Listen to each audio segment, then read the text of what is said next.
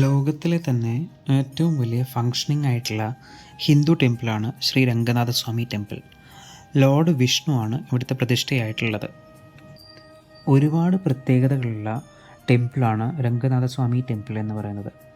ഒന്നാമത്തെ അല്ലെങ്കിൽ one of the major പ്രത്യേകത എന്ന് പറയുന്നത് ഇതിൻ്റെ സൈസാണ്. മൊത്തം 156 ഏക്കറിലാണ് ഈ ഒരു ടെമ്പിൾ സ്ഥിതി ചെയ്യുന്നത്.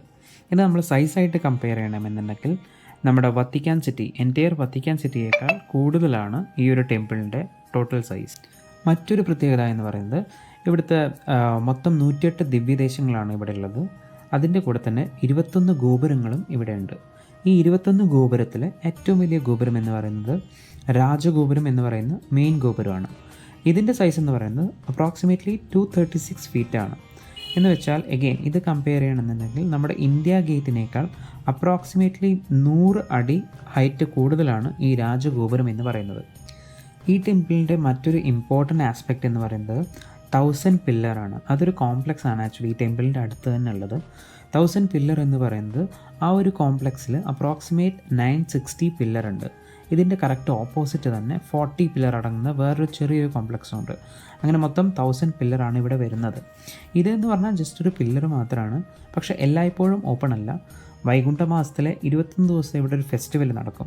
ആ ടൈമിലാണ് ഇവരത് ഓപ്പൺ ചെയ്യുന്നത്. ബട്ട് സ്റ്റിൽ നമ്മൾക്ക് എപ്പോൾ പോകുമ്പോഴും അത് പുറമേ നിന്ന് നമുക്കത് കാണാൻ പറ്റും.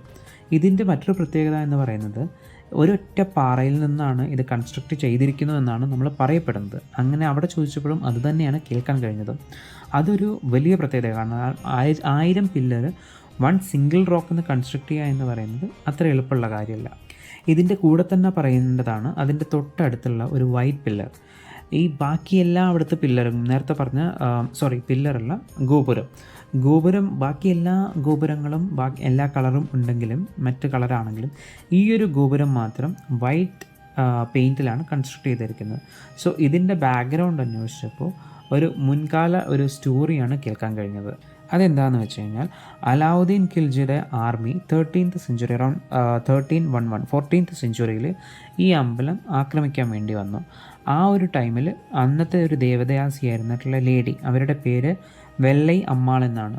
അവർ ഇതിൻ്റേതായിട്ടുള്ള ഒരു ചെറിയതായിട്ടുള്ള ചെറുത്തുനിൽപ്പ് നടത്തി. അതിൻ്റെ കൂടെ തന്നെ ഈ ഗോപുരത്തിൻ്റെ മീതൊക്കെ അവരെ കൊണ്ടുപോയി നിധി കാണിച്ചു തരാമെന്ന് പറഞ്ഞിട്ട് അവരെ താഴേക്ക് തള്ളിയിടുകയും അതിൻ്റെ കൂടെ തന്നെ അവരും മുകളിൽ നിന്ന് താഴത്ത് ചാടി ആത്മഹത്യ ചെയ്യുകയും ചെയ്തു.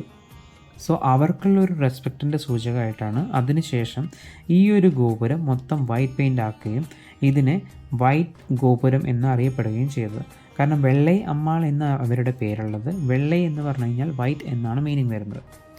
മറ്റൊരു പ്രധാനപ്പെട്ട കാര്യം ഇതിൻ്റെ കൺസ്ട്രക്ഷൻ എന്ന് പറയുന്നത് ഓൾമോസ്റ്റ് 9th സെഞ്ച്വറിയിലാണ് ഉണ്ടായിട്ടുള്ളത്. 4 രാജവംശങ്ങളിലൂടെ ഇത് കടന്നു പോയിട്ടുണ്ട്: ചോള, പാണ്ഡ്യ, ഹൊയ്സാല ആൻഡ് വിജയനഗര സാമ്രാജ്യം. ഇതിൻ്റെ കൂടെ തന്നെ പറയേണ്ട മറ്റൊരു കാര്യമാണ് ഒരുപാട് ഇൻസ്ക്രിപ്ഷൻസ് അവിടെ നമ്മൾ കാണാൻ കഴിഞ്ഞിട്ടുണ്ട്. നിങ്ങൾ കല്ലിൽ നോക്കുകയാണെങ്കിൽ ഇതിൻ്റെ വീഡിയോയിൽ തന്നെ കുറച്ച് കാണാം. ശിലാലിഖിതങ്ങൾ ഒരുപാടുണ്ട് ഇവിടെ.